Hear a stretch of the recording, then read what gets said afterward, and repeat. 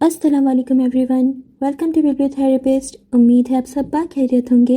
आपके लिए पेशी खिदमत है अनकबूत, मारिफत और मोहब्बत सबको नहीं मिलती। अस कलम नूर राजपूत, किस्त नंबर 14, पार्ट 4। ये कुछ दिनों बाद की बात थी। नील कैफ़े अपनी मामूल की सरगर्मियों में मगन था। कॉफ़ी मशीनों की भिनभिनाहट, ग्राहकों की चहल पहल और स्टाफ की मसरूफियत ने एक जानदार माहौल पैदा कर रखा था। विलियम काउंटर पर खड़ा किसी ग्राहक का ऑर्डर ले रहा था। उसके चेहरे पर काम की संजीदगी थी। करीब ही नील एक टेबल पर ऑर्डर रखते हुए किसी ग्राहक से हल्की फुल्की बातचीत कर रहा था। सब कुछ मामूल के मुताबिक था। अचानक कैफ़े का दरवाज़ा खुला और एक निहायत स्टाइलिश सी लड़की अंदर दाखिल हुई। उसके कदमों में एक अजीब खुद एतमादी और पुरजोशी थी। उसने अंदर कदम रखते ही जैसे पूरे कैफ़े को नज़रअंदाज किया और उसकी नज़रें सीधा नील पर जम गईं। वो तेज़ी से नील की तरफ बढ़ी। उसके चेहरे पर एक बड़ी सी मुस्कुराहट थी। नील अभी ऑर्डर मुकम्मल कर ही रहा था कि वो लड़की उस तक पहुंच गई और किसी हिचकिचाहट के बगैर उससे लिपट गई। उसे ज़ोर से गले लगा लिया। काउंटर पर खड़ा विलियम, जिसकी नज़रें इत्तफाकन दरवाजे की तरफ गई थीं, ये मंजर देखकर लम्हे भर को अपना काम भूल गया। उसका मुंह हैरत से थोड़ा सा खुल गया और उसकी आंखें फैल गईं। ये कौन थी और नील को यूं अचानक गले क्यों लगा रही थी? उसके चेहरे पर हैरत और शायद थोड़ी सी शरारत का मिला जुला तासुर था। अपने साथ लगी लड़की को देखकर और फिर विलियम को काउंटर पर खड़ा अपनी तरफ घूरते पाकर नील का चेहरा फौरन सुर्ख हो गया। वो हड़बड़ा गया और झेप गया। उसने दिया को अलग करते हुए धीमी आवाज़ में कुछ कहा।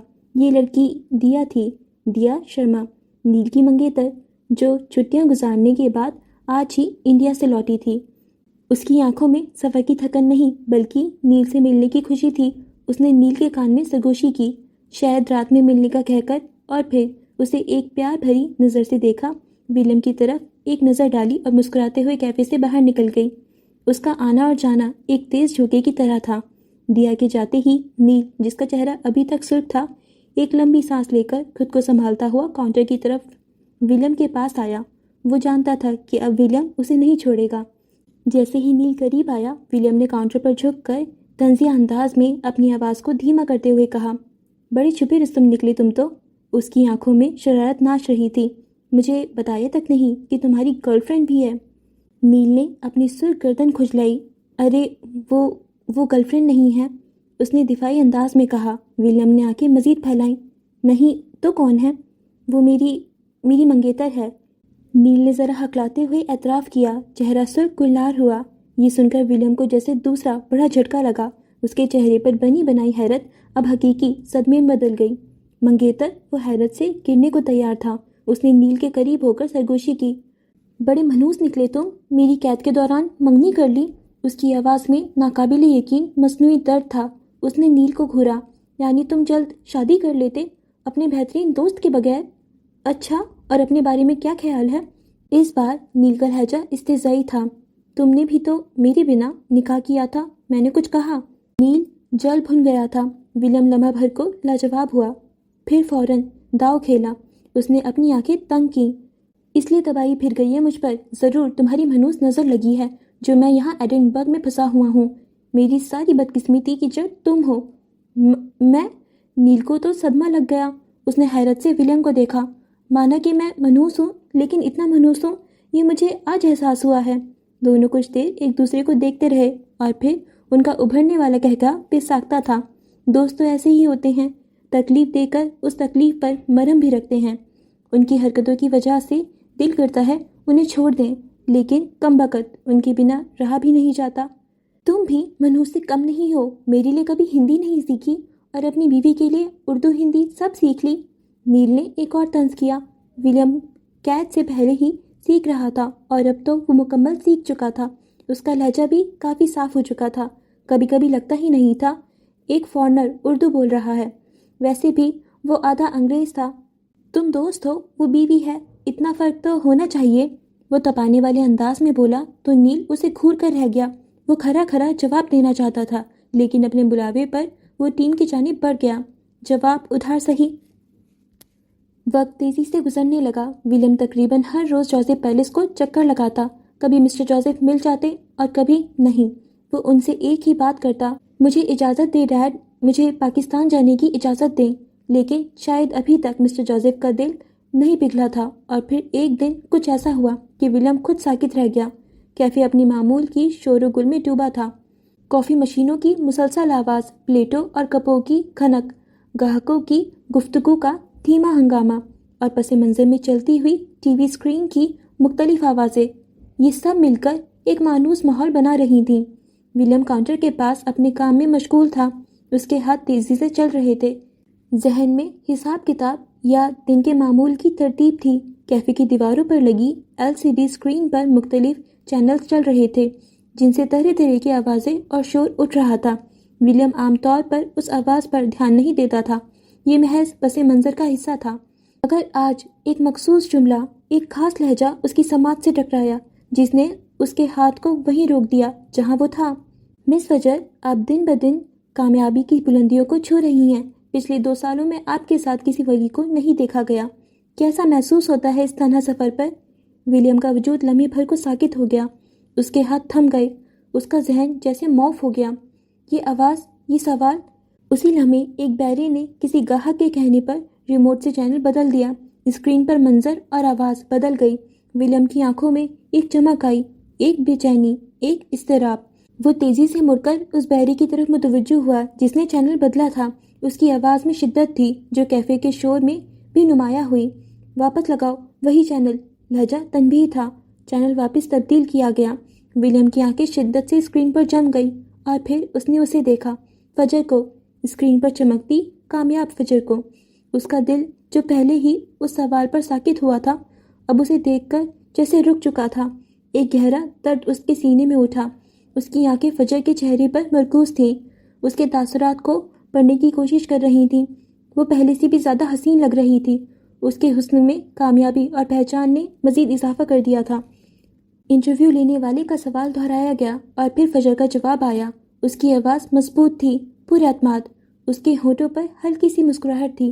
وہ کہہ رہی تھی، ہاں، میرا کوئی ولی نہیں ہے، میں جو ہوں ٹھیک ہوں۔ اس کے لہجے میں خود مختاری تھی، ایک ایسی عورت کی پختگی جس نے اکیلے اپنی راہ بنائی ہو۔ مگر ولیم جانتا تھا کہ اس کی ان مضبوط لفظوں کے پیچھے کیا کچھ چھپا تھا۔ وہ جانتا تھا وہ ٹھیک نہیں ہے۔ وہ اس کی آنکھوں میں، اس کے مسکراتے ہونٹوں کے کنارے پر، اس کے چہرے کے معمولی سے تناؤ میں وہ سب کچھ پڑھ سکتا تھا جو دنیا نہیں دیکھ سکتی تھی۔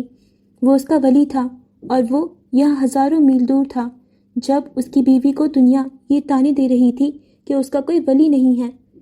اسکرین پر انٹرویو جاری رہا۔ منظر کچھ آگے بڑھ گیا، پھر ختم ہو گیا۔ آوازیں دوبارہ معمول کے مطابق مل گئیں، مگر ولیم وہیں اپنی جگہ پر ساکت کھڑا رہا۔ اس کا ہاتھ اب بھی بے جان تھا۔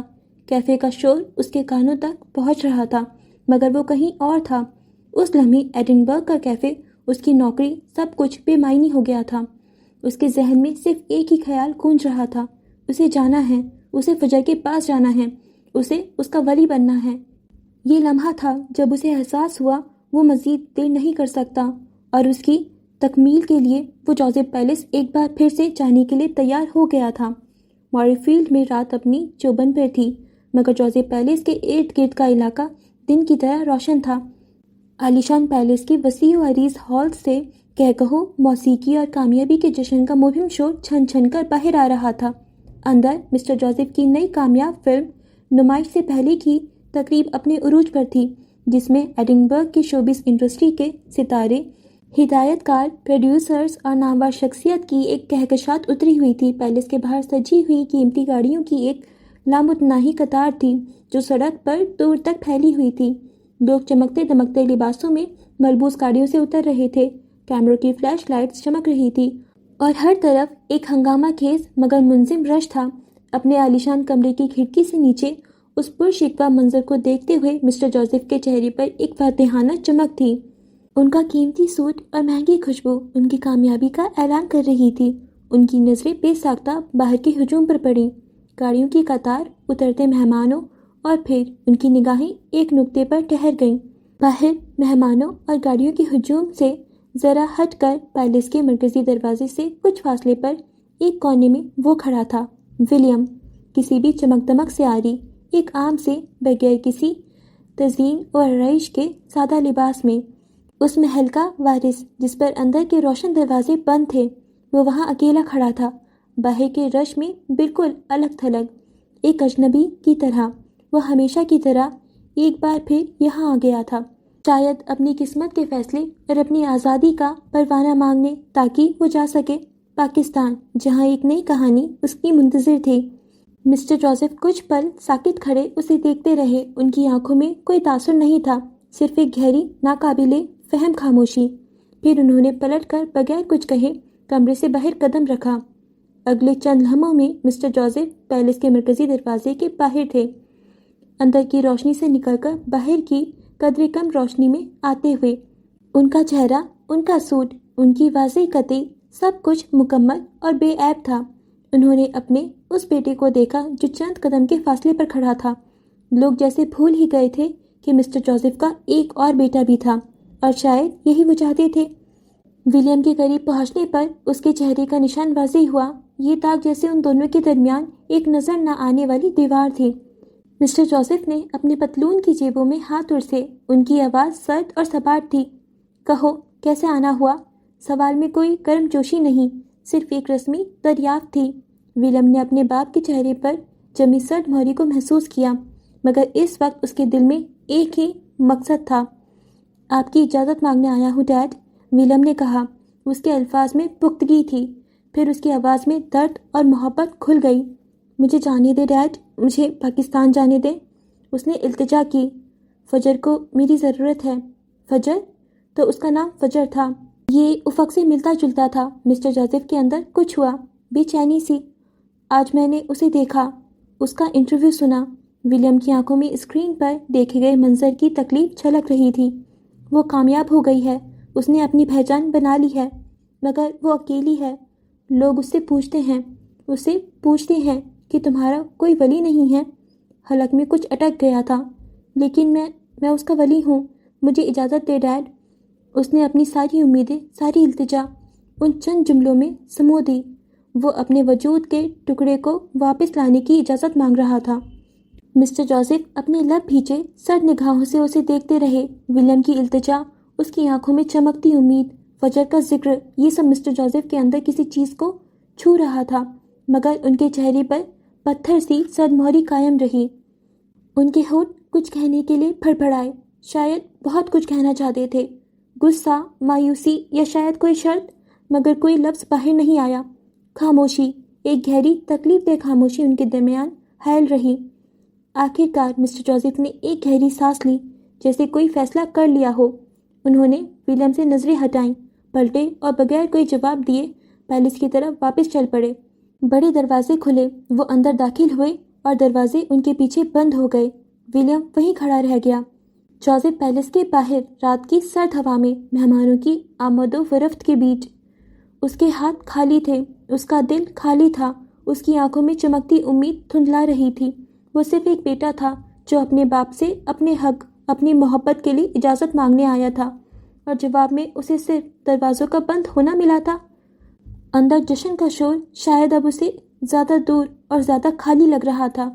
وہ جو محل کا وارث تھا، محل کے باہر ایک اجنبی کی طرح کھڑا، ایک خالی دل لیے اپنی قسمت کو دیکھ رہا تھا، اور محل کی اوپری کھڑکی میں وہ کھڑا تھا، جارج، جس نے یہ سارا منظر دیکھا تھا، اور اس کے عقب میں نمودار ہوتی جینی، جس نے ولیم کو دیکھا جو اب پلٹ رہا تھا۔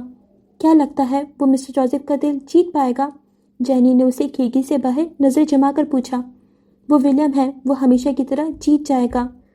اس کے انداز میں پھیکا پن تھا، ایک دبی دبی سی حسرت۔ سوٹڈ بوٹڈ سا جارج اچھا لگ رہا تھا، پر خاموش تھا۔ اس کے ہاتھ میں ڈرنک تھی، جینی کے بھی، وہ اب اس کے برابر کھڑی تھی۔ تم نے اسے اتنا ٹارچر کیسے کر لیا؟ کیسے؟ وہ حیرانی سے پوچھ رہی تھی۔ یہ سنتے ہی جارج کے چہرے کا رنگ فک ہوا، پر اگلے ہی لمحے اس کی مضبوط آواز سنائی دی، کیونکہ اسے تکلیف صرف میں پہنچا سکتا ہوں۔ ڈیڈ کے علاوہ اسے کوئی ہاتھ لگاتا تو میں اس کے ہاتھ کاٹ دیتا۔ اس کے لہجے میں ایسا کچھ تھا کہ جینی نے چونک کر رخ موڑا۔ یہ تصویر کا وہ رخ تھا جو ابھی تک چھپا ہوا تھا۔ وہ اب بے یقینی سے اسے دیکھ رہی تھی، جو ایک ہاتھ میں گلاس تھامے اور دوسرے ہاتھ کو پینٹ کی جیب میں اور سے کھڑکی سے باہر دیکھ رہا تھا، جہاں کوہرا اترتا محسوس ہو رہا تھا۔ سردیاں پھر سے پڑ رہی تھیں۔ ہم بھائی ہیں، ہم ایک دوسرے کی ناک بھی پھوڑ سکتے ہیں اور گلا بھی کاٹ سکتے ہیں، لیکن ہم دونوں کو ہمارے علاوہ کوئی اور نہیں چھو سکتا، اس نے بے تاثر آواز میں کہا۔ جینی خاموشی سے سنے گئی۔ آہ جارج، کیا تھا وہ؟ مجھے لگا تھا تم ایک بے ضرر سے معصوم انسان ہو۔ جینی نے گہری سانس لی۔ جوزف پیلس کے مکین اس کی توقع سے زیادہ پراسرار تھے۔ میں ایک مانسٹر ہوں، وہ اپنی چمکتی آنکھیں لیے بولا۔ اندر کہیں تکلیف تھی۔ میں بھی، جینی کی آواز ابھری تو اس بار چونکنے کی باری جارج کی تھی۔ اس نے پلٹ کر جینی کو دیکھا۔ میں نے یہاں تک پہنچنے کے لیے کیا کچھ نہیں کیا، ایک بدلہ کہاں سے کہاں لے آیا، جس کے لیے اس پیلس کے اندر آنا چاہتی تھی وہ اب باہر ہے، اور کمال بات یہ ہے کہ میں اس تک کبھی پہنچ نہیں پاؤں گی۔ اس نے گردن پر آئے بالوں کو پیچھے گراتے کہا تو جارج بس اسے دیکھے گیا۔ یعنی ہم ایک جیسے ہیں؟ بے ساختہ اس کے لبوں سے پھسلا۔ ہاں شاید، جینی پھیکا سا مسکرائی تو وہ بھی مسکرا دیا۔ باہر اترتی رات مزید گہری ہوتی جا رہی تھی۔ یہ منظر جینی رابرٹ کے اپارٹمنٹ کا تھا، جہاں وہ ایک صوفے پر سکون سے بیٹھی فون پر کچھ ہدایت دے رہی تھی۔ اس کے سامنے بیٹھی اینا پریشان دکھائی دے رہی تھی۔ تم کیا کر رہی ہو جینی؟ اینا نے اس کے فون بند کرتے ہی بے چینی سے پوچھا۔ ان دو بھائیوں کو الگ کیا تھا، اب قریب لانے کی کوشش کر رہی ہوں۔ تمہیں لگتا ہے ولیم اسے بچائے گا؟ ہاں، وہ جوزف بردرز ہیں، ایک دوسرے سے کتوں کی طرح لڑ سکتے ہیں، پر ایک دوسرے کے لیے جان بھی دے سکتے ہیں۔ اس کے لہجے میں کچھ ایسا تھا کہ اینا خاموش ہو گئی۔ ہوائیں تیزی سے موری فیلڈ کی جانب جاتی سڑک پر مڑیں۔ رات اپنی پوری تاریکی کے ساتھ چھا چکی تھی۔ ایڈنبرگ سے موری فیلڈ کو جاتی سڑک درختوں کے جھنڈ میں گھیری ہوتی تھی، جہاں چاند کی روشنی بھی بامشکل چھن کر پہنچ رہی تھی۔ ہوا میں کھنکی تھی اور ایک پراسرار خاموشی طاری تھی، جیسے کبھی کبھار دور سے آتی کسی گاڑی کی آواز ہو یا اسے سرسراتے پتوں کی آواز توڑ دیتی تھی۔ سڑک سنسان تھی، اکا دکا گاڑی ہی یہاں سے گزرتی تھی۔ اسی تاریک اور سنسان سڑک پر جارج جوزف کی گاڑی تیز رفتاری سے موری فیلڈ کی جانب بڑھ رہی تھی۔ مشہور شخصیات اور نامور پروڈیوسر مسٹر جوزف پیٹرسن کا بیٹا ہونے کے باوجود آج حیرت انگیز طور پر وہ اکیلا تھا، بغیر کسی سیکیورٹی گارڈ یا عملے کے۔ اس کی پیشانی پر ہلکے پسینے کے قطرے تھے اور وہ بار بار بے چینی سے پیچھے دیکھ رہا تھا۔ اس کی چھٹی حس کسی خطرے کا احساس دلا رہی تھی۔ اس کی گاڑی کی ہیڈ لائٹس سڑک کے اندھیرے کو چیر رہی تھیں۔ اچانک ایک موڑ مڑتے ہی دو پرانی گاڑیاں سڑک کی بیچوں بیچ آتے ہوئے اس کا راستہ روک گئیں۔ جارج نے بامشکل بریک لگائی۔ اس سے پہلے کہ وہ کچھ سمجھ پاتا، گاڑیوں سے چند بدیہت مضبوط جسموں والے گنڈے اترے۔ ان کے چہروں پر سنگ دلی اور آنکھوں میں واضح دشمنی تھی۔ انہوں نے تیزی سے جارج کی گاڑی کو گھیرا اور زبردستی دروازہ کھلوا کر اسے باہر گھسیٹا۔ جارج مزاحمت کرنے کی کوشش کرتا رہا، مگر تعداد میں کم ہونے اور اچانک حملے کی وجہ سے بے بس تھا۔ گنڈوں نے بغیر کچھ کہے سنے اس پر لاتوں اور گھوسوں کی بارش کر دی۔ کون ہو تم لوگ؟ کیا چاہتے ہو؟ جارج درد سے کراہتے ہوئے پوچھ رہا تھا، مگر جواب میں اسے ایک اور زوردار ٹھوکر پیٹھ میں لگی۔ وہ زمین پر گر گیا، کیچڑ اور دھول میں لت پت۔ گنڈے اسے بے رحمی سے مار رہے تھے۔ ان کا ارادہ واضح طور پر اسے شدید نقصان پہنچانا یا شاید جان سے مار دینا تھا۔ جارج کو اپنی پسلیاں ٹوٹتی ہوئی محسوس ہوئیں۔ درد کی شدید ٹیسیں اس کے پورے وجود میں دوڑ رہی تھیں۔ وہ مشہور پروڈیوسر مسٹر جوزف کا بیٹا، جو ہمیشہ طاقت اور حفاظت کے حصار میں رہا، آج سڑک پر بے یار و مددگار پڑا تھا۔ تبھی جیسے کوئی آسیب زدہ سایہ اندھیرے سے نمودار ہوا، ایک وجود حرکت میں آیا۔ وہ ولیم تھا، لمبے قد، مضبوط جسم کا، مگر اس کے چہرے پر، خاص طور پر رخسار پر، تشدد کے پرانے نشان آج بھی واضح تھے۔ وہ ٹانکے جو جارج کی حکم پر لگائے گئے تشدد کا نتیجہ تھے۔ اس کی آنکھیں کسی شکاری جیسی سرد، پرخطر اور گہری تھیں، جس میں ماضی کی اذیت اور حال کی نفرت صاف جھلک رہی تھی۔ وہ کسی جن کی طرح خاموشی سے مگر ایک ناقابل بیان تیزی کے ساتھ وہاں پہنچا۔ اسے جینی نے کال کی تھی۔ جارج کسی خطرے میں ہے، اسے تمہاری ضرورت ہے۔ اس کا ابھی بھی فون آیا تھا، کوئی اس کا پیچھا کر رہا ہے۔ یہ دراصل جارج اور جینی کی ملی بھگت تھی تاکہ ولیم اور جارج کے درمیان کا فاصلہ کم ہو سکے۔ ولیم کی نظر سڑک پر پڑے، درد سے دھورے ہوتے جارج پر پڑی۔ ایک لمحے کے لیے وہ ساکت کھڑا رہا۔ اس کے چہرے پر کوئی تاثر نہیں ابھرا، سوائے آنکھوں میں چمکتی سرد ناگواری کے۔ پھر ایک زہر بھری طنزیہ مسکراہٹ اس کے ہونٹوں پر پھیلی اور پھر دھیمی مگر واضح آواز میں کہا، ہیلو بردر۔ یہ الفاظ سن کر گنڈے چونک کر اس کی طرف مڑے اور جارج بھی درد کے باوجود سر اٹھا کر ناقابل یقین نظروں سے اسے دیکھنے لگا۔ وہ واقعی آ گیا تھا، ہاتھ میں لوہے کی سلاخ لیے۔ جارج کا دل بلیوں اچھل رہا تھا، مگر جسمانی چوٹوں نے اسے کہلانے پر مجبور کر دیا۔ اگلے ہی لمحے ولیم ان گنڈوں پر پھونکے شیر کی طرح ٹوٹ پڑا۔ اس کی حرکتوں میں بلا کی تیزی اور وحشت تھی۔ وہ لڑ نہیں رہا، وہ تباہ کر رہا تھا۔ اس کے گھوسے اور ٹھوکریں نشانے پر پڑتے چیخیں بلند ہوتی۔ وہ ان لوگوں کو مار رہا ہے جو اس کے بھائی کو مار رہے تھے، وہی بھائی جس نے اسے 1 سال تک اپنے ہی گھر کے تہہ خانے میں قید رکھا، اسے ناقابل بیان اذیت دی۔ جارج جو درد سے کہرا رہا تھا، ناقابل یقین نظروں سے یہ سب دیکھ رہا تھا۔ وہی ولیم، اس کا چھوٹا بھائی جسے اس نے توڑا، ذلیل کیا، آج اسے بچا رہا تھا۔ اسی لمحے درد و نفرت کے بیچ جارج کو شدت سے احساس ہوا کہ ان دونوں بھائیوں کا رشتہ کتنا عجیب ہے۔ وہ ایک دوسرے سے کتنی ہی نفرت کیوں نہ کرتے ہوں، ایک دوسرے کو کتنی ہی تکلیف کیوں نہ پہنچاتے ہوں، ان کے درمیان محبت اور ملکیت کی ایک عجیب پوشیدہ ڈور بھی ہے۔ وہ جوزف بردرز تھے، کتوں کی طرح لڑنے کے باوجود ایک دوسرے کے لیے جان بھی دے سکتے تھے، اور اس سے بھی اہم بات یہ تھی کہ ایک دوسرے کو تکلیف پہنچانے کا حق صرف انہی 2 بھائیوں کا تھا، کسی تیسرے کا نہیں۔ ولیم کی وحشیانہ لڑائی جاری تھی، اور جارج کو پہلی بار اپنے چھوٹے بھائی کی آنکھوں میں چھپی اذیت کے ساتھ ساتھ ایک خطرناک طاقت کا بھی اندازہ ہو رہا تھا، وہ طاقت جو شاید اسی کی دی ہوئی تکلیفوں نے پیدا کی تھی۔ سبھی گنڈے مار کھا کر ادھر ادھر بھاگ گئے، شاید انہیں یہی حکم تھا، اور ان کے جانے کے بعد ولیم نے ایک ناگوار نظر جارج پر ڈالی اور پھر اسے وہیں پڑے دیکھ کر پلٹ گیا۔ اس کے جانے کے بعد جارج جسم میں اٹھتی تکلیفوں کو ضبط کرتے مسکرا دیا۔ چلو، یہ تو ثابت ہوا کہ ولیم اس کے لیے کبھی بھی آ سکتا تھا۔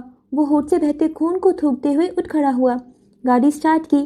پہلے اسے ہسپتال جانا تھا تاکہ اپنا حلیہ درست کر سکے، ورنہ مسٹر جوزف کے سامنے وہ فوراً پکڑا جاتا۔ جیسے ہی اسٹارلائٹ اسٹوڈیو کی نئی فلم کی ایڈیٹنگ مکمل ہوئی اور فائنل کٹ تیار ہوا، اسٹارلائٹ اسٹوڈیو کے مالک یعنی مسٹر جوزف نے ایڈنبرگ میں اپنے دفتر سے ایک وسیع پروموشنل مہم کا آغاز کیا۔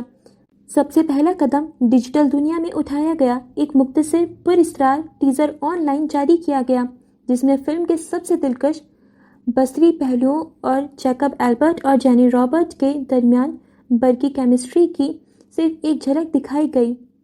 اس ٹیزر نے فوری طور پر سوشل میڈیا پر تجسس کی لہر دوڑا دی اور لوگ ہیش ٹیگ کے ساتھ فلم کے بارے میں بات کرنے لگے۔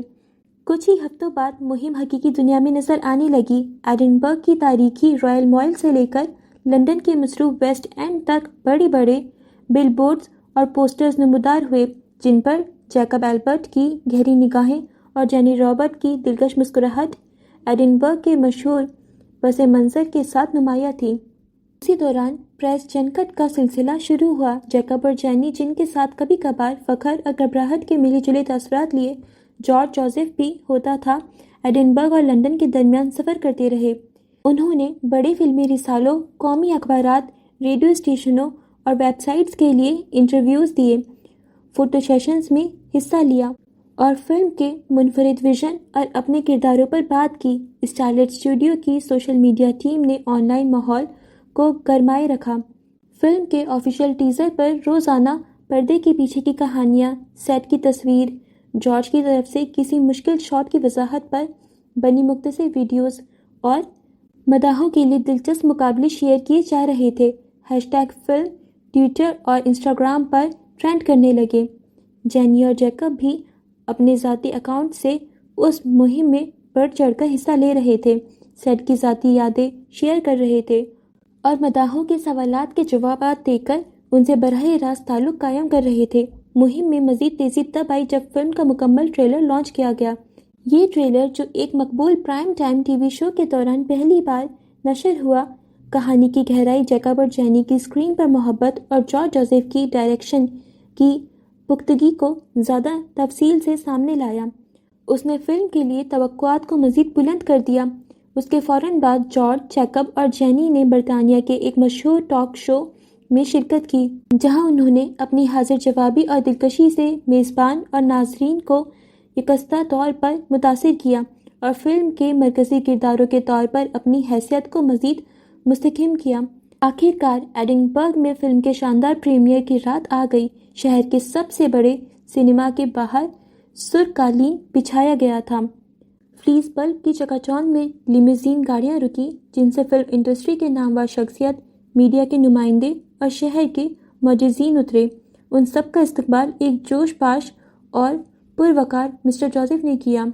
जॉर्ज फखर और हल्की सी बेचैनी के साथ रेड कारपेट पर चला, जबकि जैकब और जेनी, जो मुकम्मल फिल्मी सितारों की तरह लग रहे थे, मीडिया के हुजूम को बड़ी एतमाद और मुस्कुराहट के साथ संभाल रहे थे। माहौल उस फिल्म के लिए जोश व खरूज और ग्लैमर से भरपूर था। और फिर वो दिन आ गया जिसका सबको इंतज़ार था। एडिनबर्ग की रोशनी के नाम से ये फिल्म बरतानिया भर के सिनेमाघरों में रिलीज़ हो गई। बड़े शहरों के मल्टीप्लेक्स से लेकर छोटे कस्बों के थिएटर्स तक शायकीन कतारों में खड़े थे, जो महीनों की माहिराना और मुसलसल प्रमोशन मुहिम से खींचे चले आए थे। सिनेमा हॉल की बत्तियां मद्दम हुई, स्क्रीन पर स्टारलाइट प्रोडक्शन का लोगो नमूदार हुआ और जोसेफ खानदान की उमंगों, जॉर्ज के डायरेक्टोरियल डेमो और जैकब और जेनी की स्टार पावर का नतीजा बड़ी स्क्रीन पर नज़र आने लगा। प्रमोशन की जंग जीत ली गई।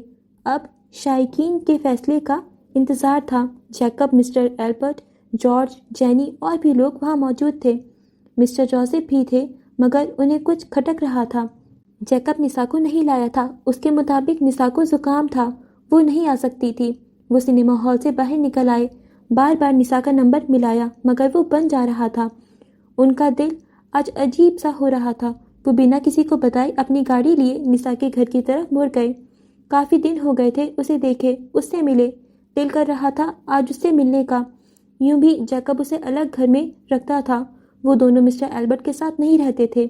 जब वो निसा के घर पहुंचे तो गार्ड पहले उन्हें देखकर हिचकिचाया, फिर दरवाज़ा खोल दिया।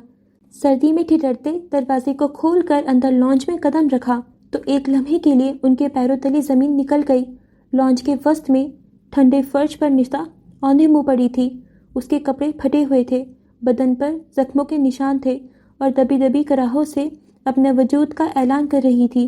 जैकब ने आज फिर उस पर तशद्दुद किया था और वजह जॉर्ज था, क्योंकि उसकी और जेनी की केमिस्ट्री से ज़्यादा जॉर्ज और जेनी की प्रमोशन और इंटरव्यूज़ के दौरान दिखने वाली केमिस्ट्री को पसंद किया जा रहा था। हालांकि वो हीरो था और जॉर्ज डायरेक्टर, बस यही बात उससे बर्दाश्त नहीं हो रही थी। मिस्टर जोसेफ की वो फौलादी रौबदार शख्सियत एक ही पल में पाश पाश हो गई। वो तड़प कर उसकी तरफ बढ़े। उनका दिल सीने में धड़कना भूल गया। उन्होंने कांपते हाथों से उसे सहारा देकर उठाया। निसा का जिस्म दर्द से चूर था और वो मुश्किल से अपने आप को संभाल पा रही थी। निसा, ये क्या हुआ? मिस्टर जोसेफ की आवाज़ हलक में फंस कर रह गई। उनकी आंखों में नाकाबिले यकीन दर्द और सवाल था। निसा ने अपनी जख्मी आंखें खोलकर उन्हें देखा। एक पल को उनकी पहचान ने उसे झंझोड़ा और अगले ही लम्हे उसने अपना आप उनसे छुड़ा लिया। दर्द के बावजूद उसके अंदर एक ऐसी शक्ति थी जो किसी चट्टान से कम न थी। वो लड़खड़ाती हुई मुश्किल से अपने पैरों पर खड़ी हुई। उसके निचले होठ से खून की लकीर बह रही थी, जो उसके पतले चेहरे पर किसी गहरे सुर्ख जख्म की तरह नुमाया थी। मिस्टर जोसेफ का दिल जैसे किसी ने मुट्ठी में ले लिया हो। कैसा लग रहा है मुझे यूँ देखकर डैड? निसा की आवाज़ जख्मी थी, मगर उनमें बला की कड़वाहट थी। आप मुझे यूँ ही देखना चाहते थे ना, कि मैं बेजान बन जाऊँ? बस आपके इशारों पर चलूँ, उफ भी ना करूँ। उसने अपने खून आलूदा होठ पर उंगली फेरी, जैसे उस जख्म को नुमाया कर रही हो। तो देखें, मैंने अपने होठ सी लिए हैं। आपको शिकायत का कोई मौका नहीं मिलेगा। कोई दर्द, कोई तकलीफ, कोई शिकवा इस होठ से नहीं निकलेगा जिस पर खून जम रहा है। मिस्टर जोसेफ का जब्त जवाब दे गया। वो तड़प कर उसके जानिब पड़े, उसे गले लगाने के लिए, उसके जख्मों को थामने के लिए। नहीं, निसा ने अपना हाथ आगे करके उन्हें रोका। जाएं डैड, जाएं। आपकी बेटी उसी दिन मिल गई थी जिस दिन वो जोसेफ पैलेस से रुखसत होकर इस घर में आई थी। जाएं और अपनी शान सलामत रखें, उसे कायम रखें। उसकी आंखों में आंसू नहीं थे, बस एक सर्द पथराई हुई चमक थी। जो शख्स अपनी शान की खातिर अपने सगे बेटे को साल भर कैद रख सकता है, उसे तड़पा सकता है, उसे टॉर्चर कर सकता है, उसका चेहरा बिगाड़ सकता है, वो बाप कैसे हो सकता है? बाप तो औलाद के जख्म पर मरहम रखता है, उन्हें पनाह देता है। मिस्टर जोसेफ का चेहरा फक हो गया। उनकी आंखों में इल्तिजा थी। वो उसे समझाने, पुचकारने की कोशिश कर रहे थे। उनका हाथ बार बार उसकी तरफ बढ़ता था, उसे छूने के लिए। निसा, बच्चे, मुझे तुम्हें अस्पताल ले जाने दो। लेकिन निसा ने सख्ती से उनका हाथ झटक दिया। मेरे दिल से आप उसी दिन उतर गए थे डैड, उसी दिन जिस दिन मुझे पता चला था कि आपने अपनी छोटी शान और अकड़ के लिए अपने बेटे की कुर्बानी दी। आपने उसे कैद किया ताकि आपका नाम ऊंचा रहे, आपकी हरमत पर हर्फ ना आए। वो सिसक रही थी, लेकिन उसकी आवाज़ में एक फैसलाकुन सख्ती थी। आपने अपने बच्चों की कुर्बानी देकर अपनी अज़मत को सलामत रखा ना, अपनी शान को कायम रखा। अब उसी अज़मत और इसी शान के साथ जिए, क्योंकि मैं आपसे, आपके नाम से, जोसेफ पैलेस से सारे रिश्ते तोड़ चुकी हूँ। जाए डैड, यहाँ आपके लिए कुछ नहीं है। उसने अपना रुख मोड़ लिया और लड़खड़ाती कदमों से घर के अंदरूनी हिस्से की तरफ बढ़ने लगी, जैसे उसके लिए मिस्टर जोसेफ का वजूद उस लॉन्च में रहा ही ना हो। मिस्टर जोसेफ वहीं फर्श पर जमे खड़े रह गए। ड्रैक्युला जैसे सर्द शख्स के अंदर पहली बार एडिनबर्ग की सर्दी उतरी, मगर उनके अंदर जो क़यामत बरपा थी वो उस बैरूनी सर्दी से कई ज़्यादा जानलेवा थी। उनके सामने उनकी बेटी का ज़ख्मी जिस्म और उसकी आंखों में अपनी ज़ात से मुकम्मल इनकार था। एक ऐसा मंजर जिसने उनकी रूह को छलनी कर दिया था। उनकी सारी शान, सारा दबदबा उस लम्हे बेमायनी हो गया था। वो एक ऐसे बाप थे जिनके अपने बच्चों ने उनके तमाम तर दौलत और ताकत के बावजूद उन्हें मुस्तरद कर दिया था। लॉन्च में सिर्फ एडिनबर्ग की सर्द हवा और एक टूटे हुए बाप की खामोशियों की दबी हुई आवाज़ रह गई थी। मिलते हैं कहानी के एक और इनकबूत से, जिन्हें भरम था कि उनका घर सबसे मजबूत है, जिन्हें अपनी सल्तनत पर घमंड था, जिन्हें अपनी अजमत सबसे प्यारी थी। आज उनका भरम पाश पाश हुआ था। सफ़र कैसे गुजरा कुछ पता न चला। मिस्टर जोसेफ जब जोसेफ पैलेस पहुँचे उन्हें कुछ खबर नहीं हुई। याद रही तो बस निसा की बातें और उसकी तकलीफ़। इस वक्त जोसेफ पैलेस खामोशी की नज़र था। वो सीढ़ियाँ चढ़कर ऊपर आए और फिर कमरे में आने के बाद उनका हाथ एक नंबर मिला रहा था, नील कैफ़े का नंबर। घंटी बजी और फ़ोन उठा लिया गया। हेलो, विलियम की मसरूब सी आवाज़ उभरी। मिस्टर जोसेफ ने सपाट चेहरा लिए कुछ कहा और फिर फ़ोन बंद हो गया। दूर एडिनबर्ग का सबसे मशहूर सिनेमा हॉल फिल्म बीनों से खचाखच भरा हुआ था। पर्दे पर फिल्म चल रही थी और हॉल तालियों और सर्राहट से गूंज रहा था। अचानक जॉर्ज का फ़ोन बज उठा। मिस्टर जोसेफ की कॉल थी। उसने नज़र इधर उधर दौड़ाई, वो उन्हें कहीं नज़र नहीं आए। वो फ़ोन सुनने के लिए बाहर निकला और फिर उसके चेहरे का रंग एकदम फक हो गया, जैसे किसी ने उसके चेहरे पर ठंडे पानी का सैलाब उमड़ दिया हो। जैकब ने उसे देखा और फिर इशारों से पूछा कि सब ठीक है, जिस पर जॉर्ज ने उसे इशारे से बाहर बुलाया। सब ठीक है ना, तुम परेशान क्यों हो? वो मसनूई फिक्रमंदी से बोला। जैकब, मुझे अभी फ़ोन आया है, डैड की तबीयत बहुत ख़राब है, हमें फ़ौरन निकलना होगा। जैकब ने हैरत से उसे देखा, लेकिन जॉर्ज के चेहरे पर ऐसी परेशानी थी कि वो कुछ कह न सका। मगर जैकब ने कुछ कहना चाहा। वो गार्ड्स को बुलाना चाहता था, पर जॉर्ज ने उसकी बाजू पकड़कर खींचा। जल्दी चलो, वो उसे बाजू से खींचकर ले गया। सिनेमा का अमला उन्हें देखकर एहतरामन सर झुकाता रहा। उन्हें क्या खबर कि अंदर क्या मंसूबा बन रहा था।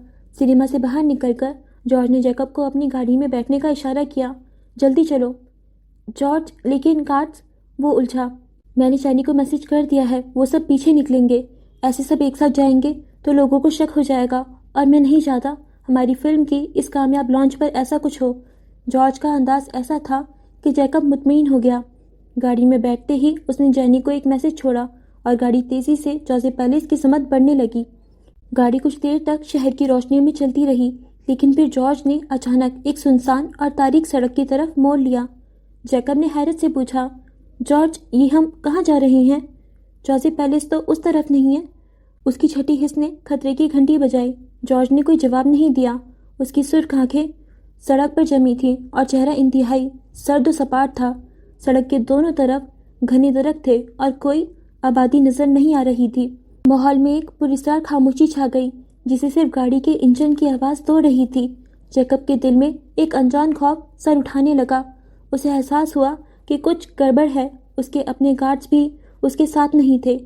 जॉर्ज बड़ी होशियारी से उसे तन्हाई तक ले आया था। अचानक गाड़ी एक जोरदार झटके के साथ रुक गई। सड़क के ऐन दरमियान एक मजबूत और दराज कद आदमी खड़ा था। گاڑی کی ہیڈ لائٹس میں اس کا سراپا واضح ہوا۔ اس کے چہرے پر ایک گہرا نشان تھا جو اسے کسی مجرم جیسا روپ دے رہا تھا۔ اس کی آنکھیں غضبناک تھیں اور وہ سیدھا جیکب کو گھور رہا تھا۔ جیکب ابھی صورتحال کو سمجھنے کی کوشش ہی کر رہا تھا کہ جارج نے جیب سے ایک پستول نکالا اور اسے جیکب کی کن پٹی پر رکھ دیا۔ جیکب ساکت رہ گیا۔ اسے یقین نہیں آ رہا تھا کہ یہ کیا ہو گیا ہے۔ جارج، اس کا اپنا ڈائریکٹر، اس کے ساتھ ایسا کر رہا تھا۔ گاڑی سے باہر نکلو جیکب، جارج نے سرد لہجے میں کہا۔ اس کی آواز میں کوئی جذبات نہیں تھے۔ جیکب ہکا بکا رہ گیا۔ اس کا دماغ معاف ہو گیا تھا۔ اسے اندازہ بھی نہیں تھا کہ ایسا کچھ ہو سکتا ہے۔ باہر کھڑا شخص ولیم تھا۔ اس کا چہرہ انتقام کی آگ سے دہک رہا تھا۔ وہ جیکب کو ان نگاہوں سے گھور رہا تھا جیسے اسے کچا چبا جائے گا۔ جارج نے پستول کا دباؤ بڑھا دیا۔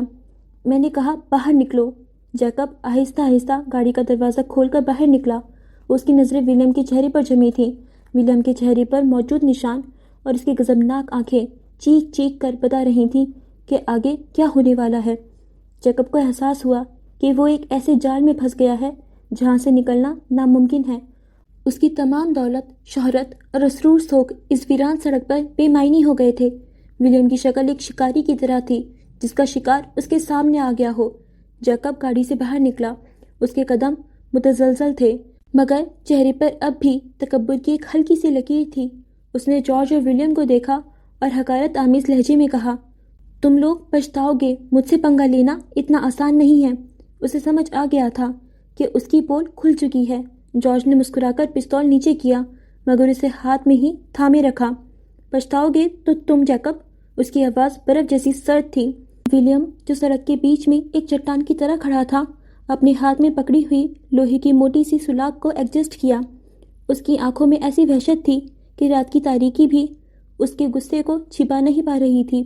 سلاخ پر چاندنی پڑ رہی تھی اور اس کی چمک خوفناک لگ رہی تھی۔ جیکب نے ولیم کی طرف دیکھا اور ایک بار پھر اپنے اسٹار ہونے کی اکڑ میں بولا، دیکھو جارج، تم جانتے ہو میں کون ہوں۔ میں تمہاری فلم کا ہیرو ہوں۔ اگر مجھے کچھ بھی ہوا تو اس کا نتیجہ تم لوگوں کے لیے اچھا نہیں ہوگا۔ میرا کریئر تباہ ہوا تو میں کسی کو نہیں چھوڑوں گا۔ جارج کا کہکہا ابھرا، ایک ایسی ہنسی جس میں کوئی خوشی نہیں تھی، صرف کراہیت اور نفرت تھی۔ تمہیں ہاتھ لگانے کی تکلیف کیوں اٹھاؤں گا؟ میں کچھ نہیں کروں گا۔ اس نے ولیم کی طرف اشارہ کیا، میں نے تو بس تمہیں صحیح جگہ پہنچایا ہے۔ جیکب نے ولیم کے سراپے کو دیکھا، اس کے چہرے پر موجود بدنما نشان کو گھورا اور ایک بار پھر تمسخرانہ انداز میں کہا، یہ مجھ سے لڑے گا؟ یہ وہی ولیم ہے نا جسے تم لوگوں نے دھکے مار کر نکال دیا تھا؟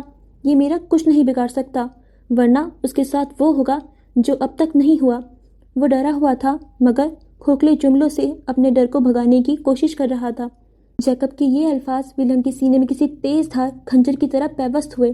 اس نے نسا کو جس حالت میں دیکھا تھا اس کا بس نہیں چل رہا تھا وہ جیکب کے ٹکڑے ٹکڑے کر دے۔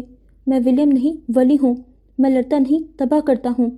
اس سے پہلے کہ جیکب کچھ سمجھ پاتا یا کوئی رد عمل ظاہر کرتا، وہ بجلی کسی تیزی سے آگے بڑھا، لوہے کی سلاخ ہوا میں لہرائی اور دھم کی آواز کے ساتھ جیکب کی ٹانگوں پر پڑی۔ جیکب کے منہ سے ایک دل خراش چیخ نکلی۔ وہ لڑکھڑا کر زمین پر گرنے لگا لیکن ولیم نے اسے بازو سے پکڑا اور کھڑا رکھا تاکہ وہ اسے مزید دھو سکے۔ سلاخ برستی رہی۔ جیکب کی پنڈلیوں، بازوؤں، کمر اور کندھوں پر پے در پہ وار ہو رہے تھے۔ ہر وار کے ساتھ جیکب کی چیخیں بلند ہو رہی تھیں۔ درد کی شدت ناقابل برداشت تھی۔ وہ زمین پر لوٹنا چاہتا تھا، بھاگنا چاہتا تھا مگر ولیم کی آہنگی گرفت اور لوہے کی سلاخ اسے مسلسل عذاب دے رہی تھی۔ اس کا جسم درد سے اکڑ رہا تھا اور ذہن معاف ہو رہا تھا۔ اسے جیکب شروع سے زہر لگتا تھا۔ وہ ہوتا تو نسا کی شادی کبھی اس سے نہیں ہوتی۔ اس وقت اس کا دل رو رہا تھا، تڑپ رہا تھا۔ جس حالت میں وہ نسا کو ہسپتال چھوڑ کر آیا تھا، کوئی اور ہوتا تو وہیں ڈھہ جاتا۔ اس کے ہر ایک وار پر جیکب پہلے سے زیادہ زور سے چلا رہا تھا اور ولیم اسے پوری قوت سے مار رہا تھا۔ جارج گاڑی کے بونٹ سے ٹیک لگائے یہ سب دیکھ رہا تھا۔ اس کے چہرے پر کوئی تاثر نہیں تھا، جیسے وہ کوئی فلم دیکھ رہا ہو، نہ کہ اپنے ہیرو کو پٹتے ہوئے۔ اس کی آنکھیں زخمی تھیں۔ آج اسے احساس ہوا تھا کہ اس نے کتنی بڑی غلطی کی تھی۔ ولیم جیکب کے معاملے میں ٹھیک تھا، وہ ہمیشہ سے ٹھیک تھا۔ نسا کی شادی اس سے نہیں ہونی چاہیے تھی۔ जैकब की चीखें जब ज़्यादा ऊंची हुईं और वो दर्द से तड़पने लगा तो विलियम ने सुलाख रोक दी, मगर आंखों में वही जुनून था। उसने जॉर्ज की तरफ देखते हुए करख्त आवाज़ में कहा, इसका मुंह बंद करो, मैं इसकी बकवास नहीं सुनना चाहता।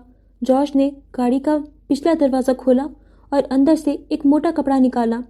वो जैकब के करीब आया, जो दर्द से धौरा हुआ ज़मीन पर गिरा पड़ा था। जैकब ने मुज़ाहमत करने की कोशिश की, मगर उसके जिस्म में सकत नहीं थी। जॉर्ज ने बेरहमी से कपड़े को जैकब के मुंह पर रखा और पीछे गिरहा लगा दी। जैकब की चीखें अब घुटी हुई आवाज़ों में बदल गईं, जो उसके गले से निकलकर कपड़े में दब कर रह गईं। उसकी आंखों में खौफ और बेबसी साफ नजर आ रही थी। मुंह बंद होने के बाद विलियम एक बार फिर जैकब पर टूट पड़ा। सुलाख के वार पहले से ज़्यादा वहशियाना हो गए। वो मारने के साथ साथ बड़बड़ा रहा था, मैंने कहा था मेरी बहन से दूर रहना, ये मेरी बात ना मानने के लिए। धम की आवाज़ गूंजी, ये उस दिन के लिए जब तुमने मेरी बहन से शादी की। ये है उस दिन का हिसाब जब तुमने मेरी बहन पर पहली बार हाथ उठाया। ये उस थप्पड़ की कीमत है, ये उन आंसुओं का बदला है जो वो बहाती रही, ये उस हर जख्म के लिए जो तुमने उसे दिया। जैकब का जिस्म अब लहूलुहान होना शुरू हो गया था। वो सिर्फ दर्द से तड़प सकता था, गूंगी आवाज़ें निकाल सकता था और विलियम की वहशतनाक आंखों में देख सकता था। वो हीरो जो अभी चंद लम्हे पहले सिनेमा के पर्दे पर जलवा करता था, अब एक सुनसान सड़क पर विलियम के हाथों इबरत का निशान बन रहा था। जॉर्ज खामोशी से खड़ा रहा, तारीकी, दर्द और इंतकाम का ये खौफनाक रक्स देखता रहा। तुम्हें मैं इतना तड़पाऊंगा कि तुम औरत के साए से भी दूर रहोगे। रात और गहरी होती जा रही थी और सड़क पर सिर्फ सुलाख की धमधम और जैकब की घुटी हुई कराहों की आवाज़ गूंज रही थी। ये स्टारलाइट स्टूडियो की फिल्म का वो मंजर था जो कभी पर्दे पर नहीं आ सकता था। अस्पताल का एक कमरा इस वक्त सोगवार और भारी था। कमरे के अंदर निसा बेड पर लेटी थी। उसका जिस्म नखीफ और बेजान सा लग रहा था। उसके बाजुओं और हाथों में कई ड्रिप लगी हुई थीं, जिनकी नलियां जिंदगी बख्श सियाल उसके वजूद में मुंतकिल कर रही थीं। उसका चेहरा जर्द पड़ चुका था और उस पर तकलीफ के गहरे साए मंडला रहे थे। मशीनों की मध्यम बीप कमरे की खामोशी को तोड़ रही थी, जो उसके नाजुक हालत की गवाही दे रही थी। कमरे के बाहर राहदारी में जॉर्ज, जैनी, नैनी और विलियम बेचैनी से उसके होश में आने का इंतज़ार कर रहे थे। उनके चेहरों पर परेशानी और दुख नुमाया था। वो घंटों से निसा के होश में आने की दुआ कर रहे थे। हर गुजरता लम्हा उनकी उम्मीदों को मज़ीद आजमा रहा था। और फिर अचानक अंदर से एक कर्बनाक चीख सुनाई दी। निसा होश में आ गई थी, लेकिन उसके होश में आने के साथ ही उसके अंदर का तूफान फट पड़ा था। छोड़ो मुझे, छोड़ दो, वो चिल्ला रही थी। उसकी आवाज़ में दहशत और तकलीफ भरी थी। उसकी आंखों में वहशत थी, गोया वो अब भी किसी काबूस के जंगल में हो। हालांकि उसकी तो जिंदगी ही काबूस बन चुकी थी। वो अपने हवासों में पूरी तरह नहीं थी। दुख की बात यह थी कि वो हामला थी। उसे एक दिन पहले ही ये खुशखबरी मिली थी और अभी उसने जैकब को भी नहीं बताया था, पर जैकब के वहशियाना तशद्दुद ने उसके पेट में पलते नन्हे वजूद को निगल लिया था। इस सदमे और जिस्मानी तकलीफ ने उसे शदीद धचका पहुंचाया था। बाहर खड़े सब लोग तेजी से कमरे में भागे। वो उसे उस हाल में देखकर मजीद दुखी हो गए। वो सब मिलकर उसे संभालने की कोशिश कर रहे थे, उसे तसल्ली दे रहे थे। उसी लम्हे निसा ने विलियम को देखा। शायद उसे उसमें कोई पनाहगाह नजर आई। विलियम, वो अपना बेकाबू वजूद लिए उसे पुकारने लगी। विलियम उसकी आवाज़ पर लपका और निसा ने उससे लिपट कर ज़ारो कतार रोना शुरू कर दिया। उसकी सिसकियाँ कमरे में गूंजती रहीं, जो उसके अंदर के कर्ब का इजहार थी। वो रोती रही, खूब रोई, अपना सारा दुख, सारा गुस्सा, सारी मायूसी आंसुओं की सूरत बहा दी। मिस्टर जोसेफ का ख्याल आते ही वो रोते रोते वो टूटे फूटे अल्फाज में बोली, मैं आज के बाद जोसेफ पैलेस नहीं जाऊंगी, कभी नहीं। मैं डैड से भी नहीं मिलूंगी। उसकी आवाज़ में तलखी और वहशत थी। उन्हें ही खुश करने के लिए मैंने ये शादी की थी। वो बेरब्त बोल रही थी। विलियम उसे संभालने की कोशिश कर रहा था। जॉर्ज और जैनी की आंखें अश्कबार थीं। जॉर्ज के अंदर लावा फट रहा था। वो जैकब को गोलियों से उड़ा देना चाहता था। उसने खुद पर बड़ी मुश्किल से जब्त किया था। उसी दौरान ऑफिसर पॉल अस्पताल पहुंचा। वो एक लम्हे के लिए राहदारी में ठहरा। वो निसा को बहुत पहले से पसंद करता था, लेकिन जब उसकी शादी की खबर सुनी थी تو خاموشی سے پیچھے ہٹ گیا۔ اب اسے نسا کی خراب حالت کا علم ہوا تو وہ خود کو روک نہ سکا۔ جب اس کمرے کے دروازے سے اندر جھانکا اور نسا کو اس حال میں ڈرپس میں جکڑے ہوئے روتے سسکتے دیکھا تو اس کے دل میں جیسے کسی نے کھنجر گھونپ دیا۔ اس کا دل درد سے پھٹ رہا تھا۔ وہ معصوم شہزادی جیسی لڑکی یہ سب ڈیزرو نہیں کرتی تھی۔ اس کے چہرے پر غصے اور غم کے تاثرات ابھرے۔ جیکب کو اپنے کیے کی سزا ضرور ملے گی۔ اب وہ اسے نہیں چھوڑے گا۔ ہوگا وہ کہیں کا سپر سٹار، پر پال اسے بتائے گا کہ ایک پولیس آفیسر کیا کر سکتا ہے، مگر وہ مزید یہ منظر دیکھ نہیں سکتا تھا۔ نسا کا درد اس کے لیے ناقابل برداشت تھا۔ ایک گہری سانس لے کر اپنے اندر کی جذبات کو دباتا ہوا آفیسر پال خاموشی سے کمرے کے دروازے سے پیچھے ہٹ گیا۔ وہ اس راہداری سے باہر نکل گیا۔ اس کے قدم بھاری تھے اور اس کے دل میں نسا کی تکلیف اور جیکب کے لیے شدید نفرت تھی۔ کمرے کے اندر نسا کی سسکیاں اور باہر راہداری میں پال کا درد، سب کچھ اس المیے کی داستان سنا رہا تھا۔ رات کی گہری سیاہی جوزف پیلس پر سکون کی چادر تانے ہوئے تھی۔ مسٹر جوزف اپنے وسیع و عریض شاندار اور قیمتی اشیاء سے سجے کمرے میں ریشمی چادروں میں آڑے ترچھے پڑے تھے۔ بیڈ کی سائڈ ٹیبل پر نیند کی گولیاں پڑی تھیں۔ جانے انہوں نے کتنی کھا لی تھیں۔ ان کی فلم کامیاب ٹھہری تھی، پر اس کامیابی کا بدلہ جو انہوں نے چکایا تھا وہ اس وقت ان کا دماغ برداشت نہیں کر پا رہا تھا۔ اس لیے نیند کی دوا لے کر وہ حقیقت سے فرار ہو گئے تھے۔ باہر کی خاموشی کے برعکس ان کے اندر ایک طوفان برپا ہونے کو تھا۔ نیند گہری ہوئی تو حقیقت کی سرحدیں دھندلانے لگیں اور وہ لاشعوری طور پر کابوس کی ہولناک وادی میں اتر گئے۔ یہاں کا منظر دھندلا، غیر حقیقی اور سایوں سے اٹا ہوا تھا۔ ہوا میں ایک ناقابل بیان بوجھ اور اداسی گھلی تھی۔ تبھی دھند کے پار سے ایک مانوس سایہ نمودار ہوا۔ وہ افق اورنگزیب تھی، ان کی محبوب بیوی، جن کی یادیں انہوں نے بظاہر نفرت کی راکھ تلے دفن کر دی تھیں، مگر آج 21-22 سال بعد وہ ان کے سامنے کھڑی تھیں، بالکل ویسی ہی، مگر ان کی آنکھوں میں صدیوں کا دکھ اور تھکن تھی۔ ان کے لبوں پر ایک تلخ اداس مسکراہٹ تھی۔ مسٹر جوزف کا دل جیسے کسی نے اپنی آہنگی گرفت میں لے لیا۔ وہ شخص جو دنیا کے سامنے پتھر کا بنا رہتا تھا، اس منظر کی تاب نہ لا سکا۔ برسوں سے دبائی ہوئی محبت، پچھتاوے اور شدید تکلیف کا ایک آتش فشاں ان کے اندر پھٹ پڑا۔ وہ بھول گئے کہ انہوں نے افق کی ہر یاد کو مٹانے کی قسم کھا لی تھی۔ وہ بھول گئے کہ انہوں نے ولیم کے خاطر اپنے دل کو سخت کر لیا تھا۔ اس لمحے صرف ایک طرف تھی افق کو چھو لینے کی، ان سے بات کرنے کی، شاید معافی مانگنے کی۔ وہ بے اختیار ان کی طرف بڑھے، ہاتھ بڑھایا، مگر افق پیچھے ہٹنے لگی۔ وہ الٹے قدموں چل رہی تھی۔ ان کے اور جوزف کے درمیان فاصلہ بڑھتا جا رہا تھا۔ ان کی آنکھوں میں آنسو تھے، مگر نظریں جوزف پر جمی تھیں۔ ان کے لہجے میں ایک عجیب سی کڑواہٹ اور گہرا درد تھا۔ جوزف، ان کی آواز خواب کی دنیا میں گونجی۔ آپ نے کہا تھا آپ ولی سے پیار کرتے ہیں۔ ان کی آواز میں شکوہ تھا۔ آپ نے اسے وہ تکلیفیں دیں جو شاید کسی باپ نے دی ہوں، پھر بھی اس نے اپنی پہچان بنا لی، وہ مضبوط بن گیا۔ وقت کے آنسو رخساروں پر بہہ رہے تھے، لیکن اب اسے جانے دیں، اسے آزاد کر دیں جوزف۔ آپ کو لگتا ہے میری محبت آپ کے لیے ختم ہو گئی تھی، اس لیے میں آپ کو چھوڑ گئی؟ نہیں جوزف، ایسا نہیں ہے۔ میں نے زندگی میں اگر کسی مرد سے بے پناہ محبت کی ہے تو وہ آپ ہیں، صرف آپ۔ ان کا ہر لفظ جوزف کے دل پر ہتھوڑے کی طرح برس رہا تھا۔ افق رو رہی تھیں، ان محبت بھری نظروں سے اپنے شوہر کو دیکھ رہی تھیں جس نے ان کے بقول انہیں مرنے پر مجبور کر دیا تھا۔ یہ ان کا اپنا ذہن تھا، ان کا اپنا دماغ، اپنا دل و دماغ کی جنگ میں انہوں نے افق کو دیکھا۔ وہ سب باتیں جو ان کا دل ان سے کہتا تھا اور وہ مانتے نہیں تھے، وہ فی الوقت افق کے ذریعے ان کے دماغ نے ان تک پہنچا دی تھیں۔ میری اس محبت کا پاس رکھیں جوزف، کیونکہ ولیم ولی وہ ہماری محبت کی آخری نشانی ہے۔ اسے جانے دیں، اسے آزاد کر دیں، اسے جانے دیں۔ افق کی آواز مدھم ہوئی تھی، ان کا وجود دھند میں تحلیل ہونے لگا۔ مسٹر جوزف تڑپ اٹھے۔ وہ چیخنا چاہتے تھے، انہیں روکنا چاہتے تھے، مگر ان کا جسم جیسے پتھر کا ہو گیا تھا۔ وہ بے بسی سے اپنی محبت کو، اپنے پچھتاوے کو، اپنی اذیت کو خود سے دور جاتے مٹتے ہوئے دیکھتے رہے۔ پھر ایک شدید جھٹکے سے ان کی آنکھیں کھل گئیں۔ وہ تیزی سے اٹھ بیٹھے، ان کا پورا وجود پسینے میں شرابور تھا۔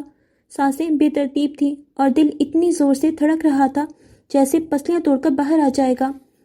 कमरे की पुरतैश हकीकत, कीमती फानूस की मध्यम रोशनी और रेशमी चादरों की नरमी भी उस भयानक ख्वाब के असर को, उस शदीद तकलीफदेह एहसास को ज़ाइल न कर सकी जो उनकी रूह तक को छलनी कर गया था। उफ़क़ की आवाज़, उनके आंसू, उनकी इल्तिजा, सब कुछ उनकी जहन पर हथौड़े बरसा रहा था।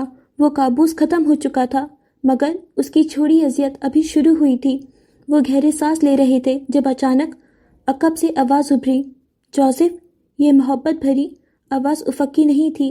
उन्होंने पलटकर देखा तो उसी बेड पर रोज़ीना बैठी थीं, उनकी पहली बीवी, उनकी फर्मा बरदार और वफादार। वो जोसेफ को देखकर मुस्कुराईं। वो झटके से उठ खड़े हुए। रोज़ीना बेड पर लेटी उन नन्हे से वजूद को हाथ में थपक रही थी। वो नन्हा वजूद निसा का था। वो उसके पैदा होते ही चल बसी थी। देखो, ये कितनी खूबसूरत और नाजुक है। वो धीरे धीरे सरगोशियाँ कर रही थी कि निसा की नींद में खलल ना पड़ जाए। इधर आएं, इसे छूकर देखें, बहुत मुलायम है, वो बोल रही थी और मिस्टर जोसेफ फटी फटी निगाहों से उन्हें देख रहे थे। वो धीरे धीरे उनकी जानिब बढ़ने लगे, खुश्क पपड़ी सतह होठ और कानों में धड़कता दिल।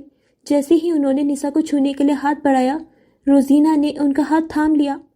तुमने मार दिया, तुम कातिल हो, तुमने मेरी बच्ची को मार दिया। वो चीख चिल्ला रही थी। मिस्टर जोसेफ ने निसा के वजूद की तरफ देखा जहाँ सिर्फ खून ही खून था। ये निहायत खौफनाक मंजर था। वो खुद को छुड़ाने की कोशिश कर रहे थे और फिर एक झटके से उनकी आंख खुल गई। पूरा वजूद पसीने से भीगा हुआ था। ग्लास विंडो से रोशनी छन कर अंदर आ रही थी। सुबह हो चुकी थी। उन्होंने उठने की कोशिश की मगर सर चकरा गया। रात की ली गई नींद की गोलियों ने उन्हें सारी रात काबूस की वादी में फंसाए रखा था। उनकी अपनी सोचें बुरी शक्लें लिए उन्हें डसती रहीं। एक मजबूत, महान, मशहूर प्रोड्यूसर हर रात नींद की गोलियां लेकर सोता था। सद्दोजामिद दिखने वाले शख्स की कहानी ऐसी ही थी। अलमनाक, जिन्होंने अपनी 2 बीवियों को खोया था। मजीद किसी को खोने के डर से उन्होंने अपनी औलाद को अपने हाथों में काबू करके रखना चाहा, मगर क्या हुआ?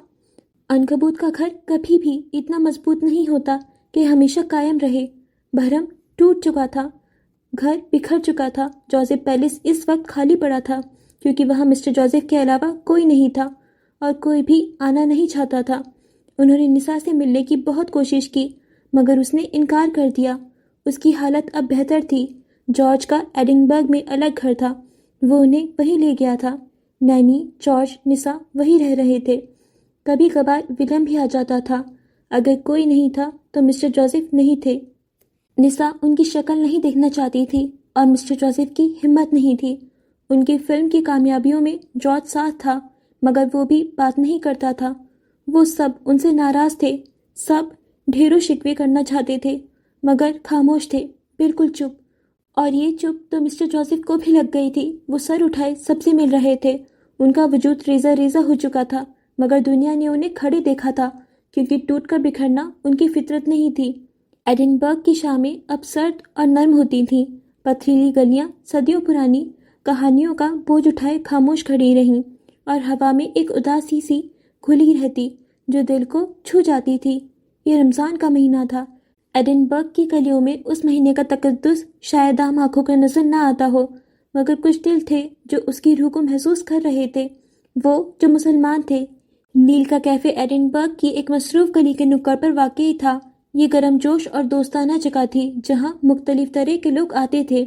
यहाँ काम करते विलियम ने अपना खानदानी नाम भले ना छोड़ा हो लेकिन उसकी ज़िंदगी का अंदाज मुकम्मल तौर पर बदल गया था। हर रोज़ उसके जहन में मिस्टर जोसेफ का एक ही जुमला गूंजता था, तुम्हें अपनी बीवी के पास जाना है तो मुझे जीत कर जाओ।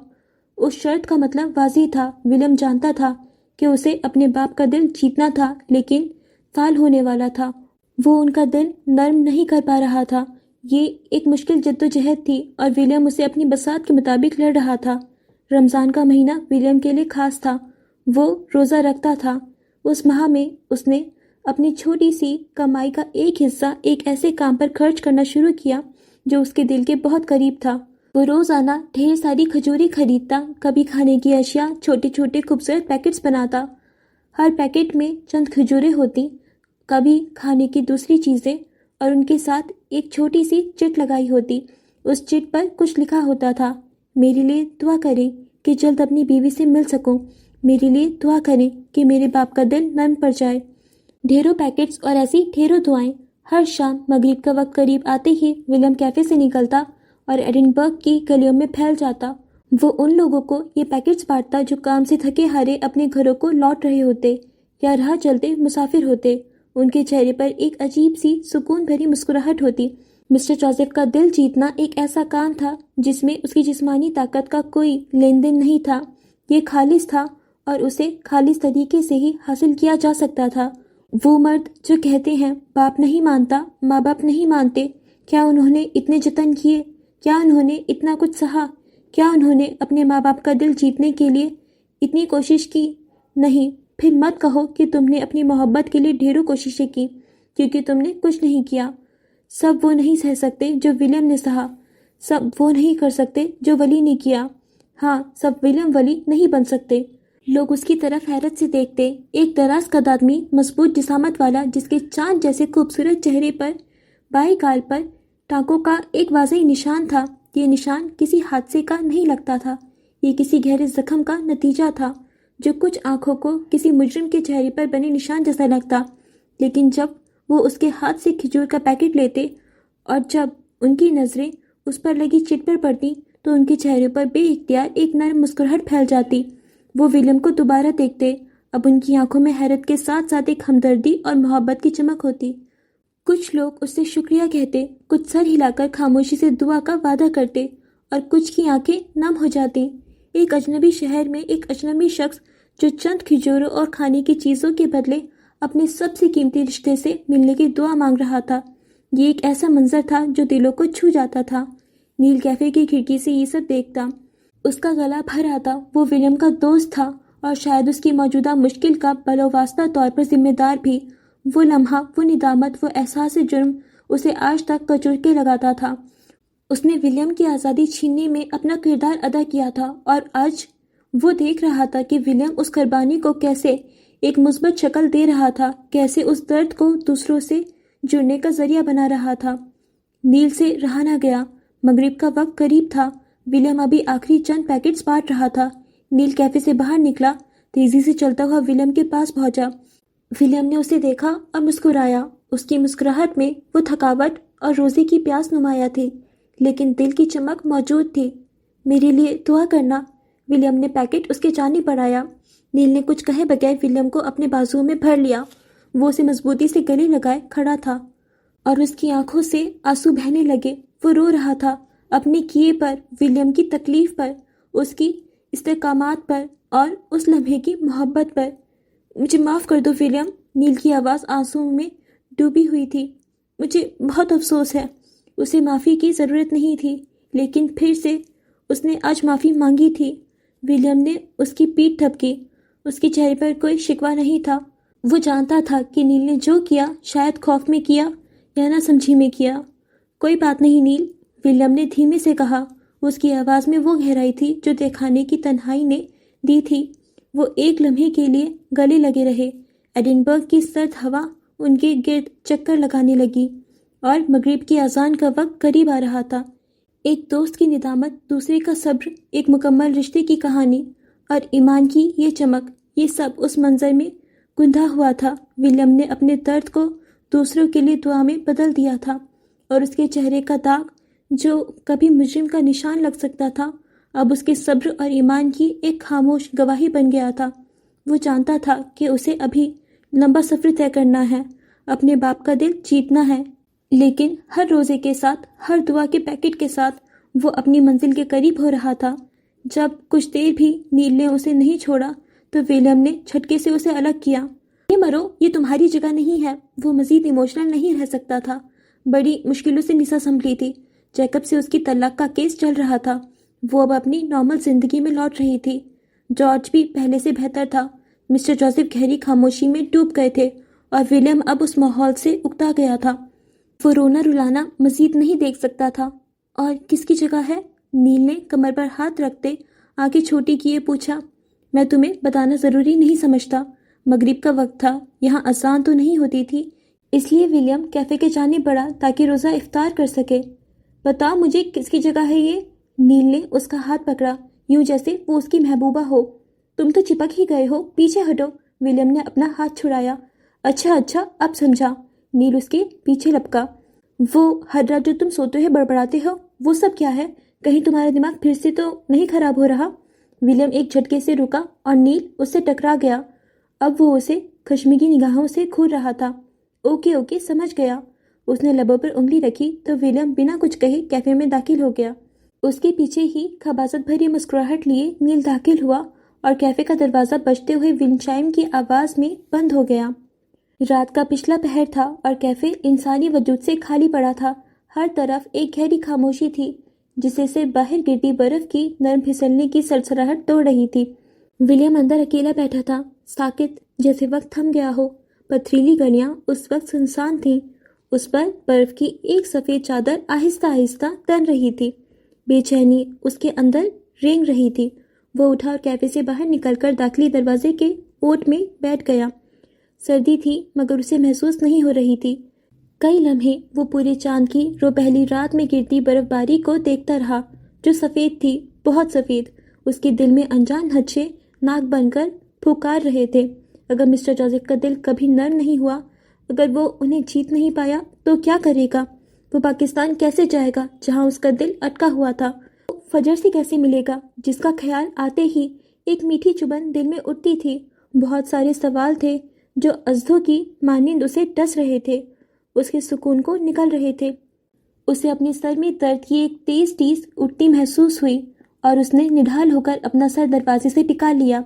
आंखें बोझल हो रही थीं।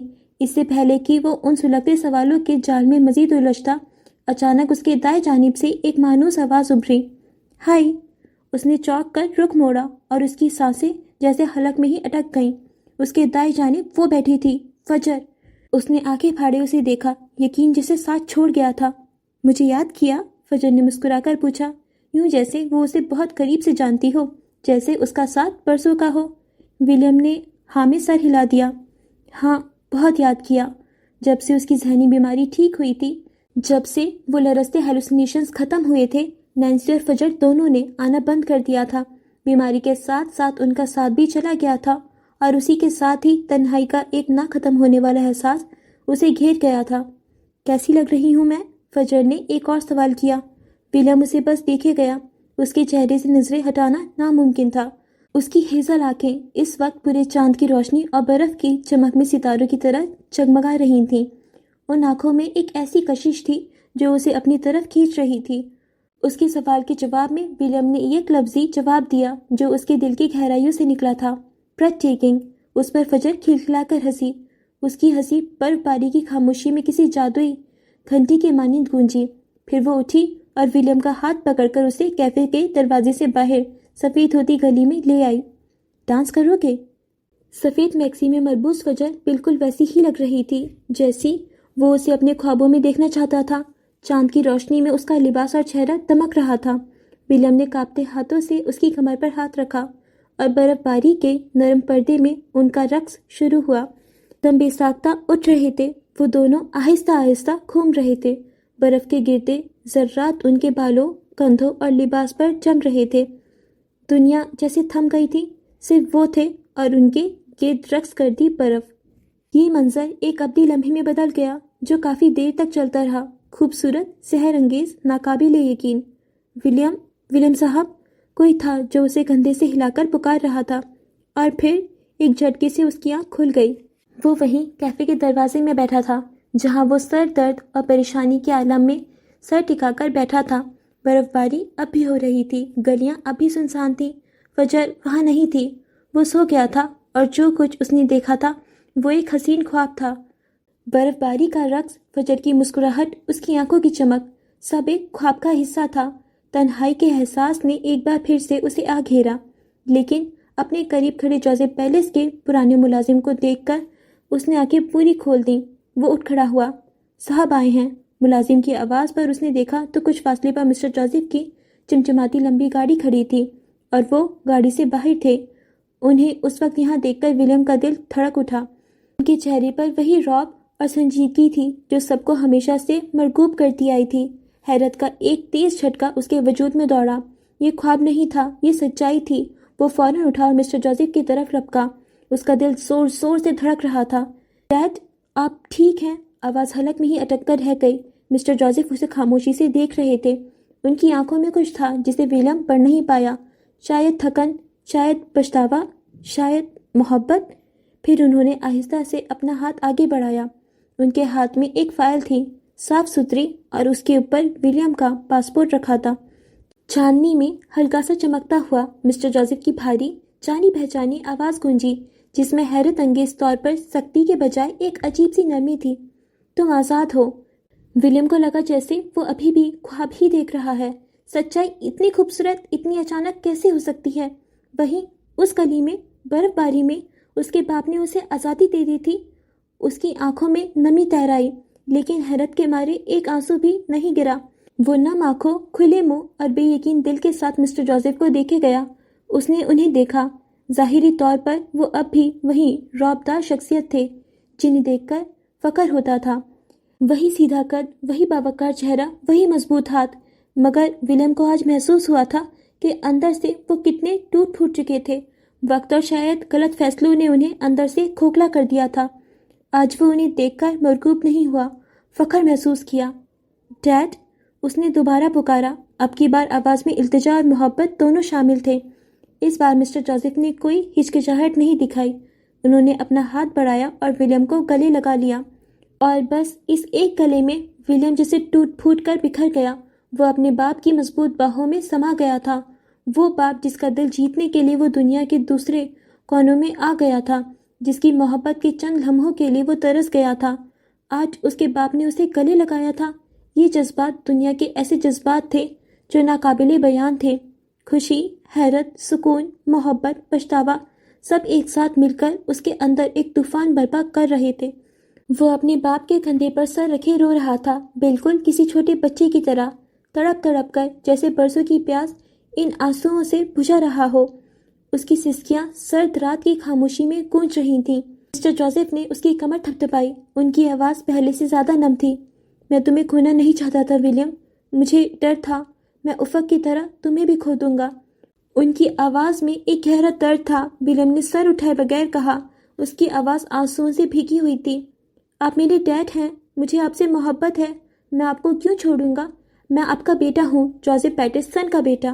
جذبات کا ایک زوردار رہلا بہتا رہا۔ باپ اور بیٹے برسوں بعد اس سرد رات میں ایڈنبرگ کی ایک گلی میں ایک دوسرے کی باہوں میں اپنے اندر کے سارے بند توڑ کر رو رہے تھے۔ جب طوفان تھما، وہ دونوں اسی کیفے کے دروازے میں جہاں ولیم تھوڑی دیر پہلے بیٹھا خواب دیکھ رہا تھا، دوبارہ بیٹھ گئے۔ ولیم نے اپنا چہرہ صاف کیا، آنکھیں سرخ تھیں۔ اس نے مسٹر جوزف کو بتایا کہ اسے بچپن کے واقعات یاد آ گئے تھے۔ موم کہتی تھیں آپ مجھ سے بہت پیار کرتے ہیں۔ اس نے مسکرانے کی کوشش کی۔ مسٹر جوزف کے چہرے پر ایک نرمی آئی جو ولیم نے پہلے کبھی نہیں دیکھی تھی۔ انہوں نے اپنا ہاتھ بڑھا کر ولیم کی گردن پر رکھا، پھر کچھ دیر بعد جیسے ایک اہم بات یاد دلائی ہو، انہوں نے عجیب سے لہجے میں پوچھا، کیسی ہے وہ؟ ولیم کے چہرے پر ایک حیرت کے ساتھ ساتھ ایک چمک ابھر آئی۔ فجر کا خیال آتے ہی اس کا دل پھر سے روشن ہو گیا۔ اس نے مسکراتے ہوئے جواب دیا، موم جیسی۔ یہ ایسا جواب تھا کہ مسٹر جوزف نے مسکرا کر منہ بھینچا، گہری سانس لے کر آنکھوں کی نمی کو واپس پیا۔ جاؤ اور اسے لے کر آؤ۔ وہ اٹھ کھڑے ہوئے، ولیم بھی ان کے ساتھ ہی اٹھا۔ میں تمہارا انتظار کروں گا۔ انہوں نے ولیم کے کندھے پر ہاتھ رکھا۔ آواز میں ڈر تھا، کہیں نہ کہیں ڈر تھا، اگر وہ واپس نہ آیا تو۔ ولیم نے ان کے ہاتھ پر اپنا ہاتھ رکھ دیا۔ جو آپ کا حکم۔ وہ چمکتی آنکھیں لیے مسکرایا تو مسٹر جوزف اس کا گال تھپتھپا کر واپس گاڑی کی جانب پلٹ گئے۔ ان کا وفادار ملازم ان کے ساتھ تھا۔ وہ گاڑی میں بیٹھے اور پھر چلے گئے۔ ولیم وہیں کھڑا رہ گیا، اور جب دوبارہ اپنے ڈاکیومنٹس اور اپنے پاسپورٹ پر نظر پڑی تو جیت کی خوشی کے پیش نظر اس کی پرجوش چیخ پورے ایڈنبرگ میں گونج گئی۔ یہ اسی شام کا منظر تھا۔ سورج غروب ہو چکا تھا اور ایڈنبرگ پر شام کی مدھم روشنی پھیل رہی تھی۔ ولیم کیفے میں معمول کے کاموں میں مصروف تھا۔ وہ کاؤنٹر صاف کر رہا تھا۔ پاکستان جانے کی ٹکٹ 2 دن بعد کی تھی۔ دل میں ایک عجیب سی بے چینی اور خوشی کا ملا جلا احساس تھا۔ جانے سے پہلے بہت سارے کام نپٹانے تھے، سب سے ملنا تھا، سب کو الوداع کہنا تھا۔ وہ ان سبھی کاموں کی فہرست ذہنی طور پر ترتیب دے رہا تھا کہ تبھی اسے ایک زوردار ہارن کی آواز سنائی دی۔ پہلے تو اسے لگا کوئی گاہک ہوگا جو بے صبری کا مظاہرہ کر رہا ہوگا، مگر جب ہارن لگاتار بجتا رہا اور تھمنے کا نام نہ لیا تو ولیم کو کچھ عجیب لگا۔ وہ کام چھوڑ کر باہر کی جانب بڑھا۔ کیفے کے سامنے سڑک پر وہ منظر تھا جس کی اسے توقع نہیں تھی۔ نیل ایک چمچماتی سیاہ BMW کے ساتھ کھڑا تھا۔ گاڑی نئی لگ رہی تھی اور شام کی روشنی میں اس کا رنگ ایسے چمک رہا تھا جیسے ابھی شو روم سے نکلی ہو۔ ولیم حیرت سے اسے دیکھنے لگا۔ نیل کے چہرے پر شرارتی مسکراہٹ تھی۔ اس نے گاڑی کی چابی ہوا میں اچھالی جو سیدھی ولیم کے ہاتھ میں آئی۔ تمہارے لیے، نیل نے صرف اتنا ہی کہا۔ ولیم چابی ہاتھ میں لیے ساکت کھڑا رہ گیا۔ وہ جانتا تھا کہ یہ نیل کی برسوں کی محنت کی کمائی تھی۔ کیفے میں دن رات ایک کر کے چھوٹی چھوٹی بچتوں سے نیل نے یہ گاڑی خریدی تھی اور یہ ولیم کے لیے تھی۔ نیل جانتا تھا کہ ولیم ایک رئیس باپ کی اولاد تھا۔ اسے ایک وقت پر گاڑیوں کا کتنا شوق تھا۔ یہ تحفہ صرف ایک گاڑی نہیں تھی، یہ دوستی کا، سمجھ کا اور بے لوث محبت کا اظہار تھا۔ ڈرفٹنگ؟ نیل نے پوچھا۔ اس کی آنکھوں میں وہی چمک تھی جو ولیم کی آنکھوں میں تھی۔ ولیم نے کوئی لفظ نہیں کہا۔ اس نے اپنے کام وہیں چھوڑے، کاؤنٹر پر ایک نظر ڈالی جیسے کہہ رہا ہو کہ یہ سب انتظار کر سکتا ہے۔ اس کی آنکھوں ہی آنکھوں میں ایک چمک اٹھی، ایک ہاں، ایک جنون۔ وہ گاڑی کی جانب بڑھا۔ جب ایسی گاڑی ہو، چابی ولیم کے پاس ہو اور سڑک پر کچھ لمحوں کی آزادی ہو تو ڈرفٹنگ کیسے نہ ہو سکتی ہو؟ ایسے وقت میں صرف ولیم کی سپیڈیں دیکھنے والی ہوتی تھیں۔ اس سے پہلے وہ گاڑی میں بیٹھتے اچانک ان کے عقب سے آواز ابھری۔ پلٹ کر دیکھا تو جارج کھڑا تھا۔ کیا میں تم لوگوں کو جوائن کر سکتا ہوں؟ اس کی آنکھوں میں التجا تھی۔ نیل اور ولیم نے بیک وقت سر ہلایا۔ وہ خوشی سے آگے بڑھا۔ وہ تینوں گاڑی میں بیٹھے۔ چمڑے کی سیٹ کی خوشبو اور نئی گاڑی کا احساس دل میں ایک نئی لہر دوڑا گیا۔ ولیم نے گاڑی سٹارٹ کی۔ انجن کی دھیمی گڑگڑاہٹ ایک خوبصورت موسیقی لگی۔ انہوں نے شہر سے کچھ باہر ایک نسبتاً سنسان سڑک کا رخ کیا۔ سڑک خالی تھی۔ ولیم نے ایک گہری سانس لی اور پھر پاؤں ایکسیلیٹر پر رکھ دیا۔ گاڑی کی رفتار تیز ہونے لگی۔ ڈرفٹنگ یہ صرف گاڑی چلانا نہیں تھا، یہ گاڑی کو کنٹرولڈ انداز میں بے قابو کرنا تھا۔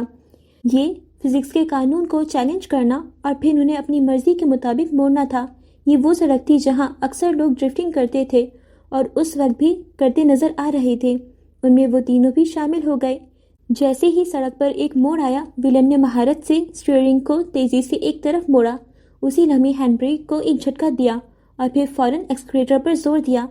پچھلے ٹائروں نے سڑک پر اپنی گرفت کھو دی۔ ایک تیز چیخ کی آواز آئی۔ یہ ٹائروں کی سڑک سے رگڑ کھانے کی آواز تھی۔ گاڑی کا پچھلا حصہ کنٹرولڈ انداز میں پھسلنے لگا۔ وہ ڈرفٹنگ میں داخل ہو چکے تھے۔ گاڑی ایک زاویے پر پھسل رہی تھی مگر ولیم کے ہاتھ اسٹیئرنگ پر اور پاؤں ایکسیلیٹر پر مکمل کنٹرول میں تھے۔ اسے گاڑی کی سمت برقرار رکھنے کے لیے اسٹیئرنگ کو مکمل الٹی سمت میں موڑنا پڑ رہا تھا۔ کاؤنٹر اسٹیئرنگ اور ایکسیلیٹر سے پچھلے پہیوں کی رفتار کو کنٹرول کرنا تھا۔ اگر ایکسیلیٹر زیادہ دب جاتا تو گاڑی بے قابو ہو کر گھوم جاتی، اگر کم ہو جاتا تو ڈرفٹ ختم ہو جاتی۔ یہ مہارت، رد عمل کی تیزی اور گاڑی کی سمجھ کا کھیل تھا۔ گاڑی ہوا کو چیرتی ہوئی، پہیے چیختے ہوئے ایک خوبصورت اور خطرناک رقص پیش کر رہے تھے۔ منظر دھندلا رہا تھا۔ ولیم، جارج اور نیل کے چہروں پر جوش تھا۔ ان کی چیخیں خوشی اور جوش سے بھری ہوئی تھیں، گاڑی کے اندر گونج رہی تھیں۔ نیل ہنس رہا تھا، جارج چیخ رہا تھا اور ولیم مکمل کنٹرول میں مسکرا رہا تھا۔ گاڑی ایک موڑ سے دوسرے موڑ میں ڈرفٹ ہوتی گئی۔ ٹائروں کی چیخیں رات کی خاموشی کو توڑ رہی تھیں۔ یہ آزادی کا، جنون کا اور بے فکری کا لمحہ تھا۔